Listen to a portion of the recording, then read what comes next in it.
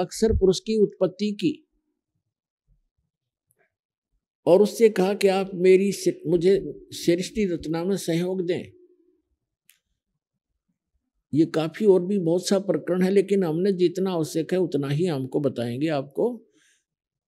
तो अचिंत वहां से उठकर मानसरोवर के अंदर चला गया। वहां अपना जो बॉडी है वो श्वास से नहीं चलता और इसलिए वहां अमर शरीर है हमारा। तो वो शरीर उस मानसरोवर के अंदर जाकर वो आनंद से लेट गया, निंद्रा आ गई। काफी समय बीत गया, तब अचिंत ने परमात्मा से, सत्य पुरुष से प्रार्थना की कि भगवान अक्षर पुरुष निंद्रा में है, उठ नहीं रहा है, सृष्टि रची नहीं जा रही। तब परमात्मा ने कहा कि पुत्र, जब आपसे अक्षर पुरुष ही नहीं जगाया जा रहा तो सृष्टि खाक रचोगे तुम। बंद करो अपनी सृष्टि, तुम्हारे बस की बात नहीं है।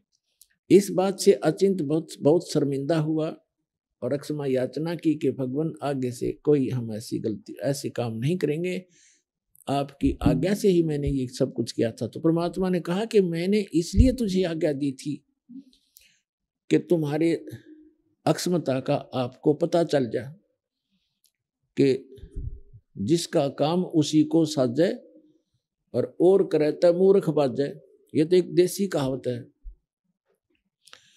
तो अचिंत को उसके बाद सभी को ये बात होगी कि समर्थ के काम में टांग अड़ानी नहीं चाहिए। तो एक तो ये झटका दिया मालिक ने उनको।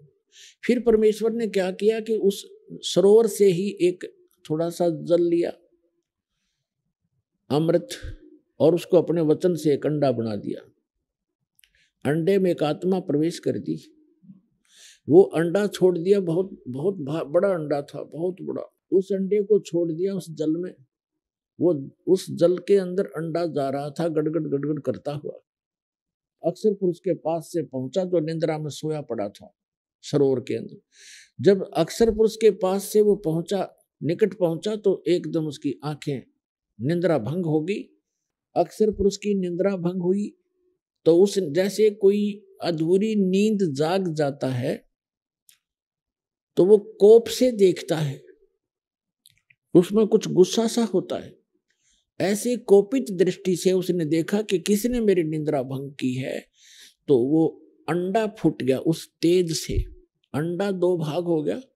उसमें से ये ज्योत स्वरूपी निरंजन, जिसको आगे चल के काल कहा गया, जिसको सरपुरुष भी कहते हैं, गीता अध्याय नंबर 15 के श्लोक नंबर 16 में सरपुरुष कहा है। तो आकाशवाणी की परमात्मा ने, सत्य पुरुष ने, कि अक्षर पुरुष तुम निंद्रा में थे, आपको जगाने के लिए ये सब कुछ क्रिया की थी और तुम दोनों बाहर आ जाओ। तो अक्षर पुरुष और ये सरपुरुष, ये दोनों सरोवर से बाहर आ गए। फिर परमात्मा ने आदेश दिया कि आप जाओ, दोनों के दोनों अचिंत के द्वीप में रहो, अचिंत के लोक में रहो।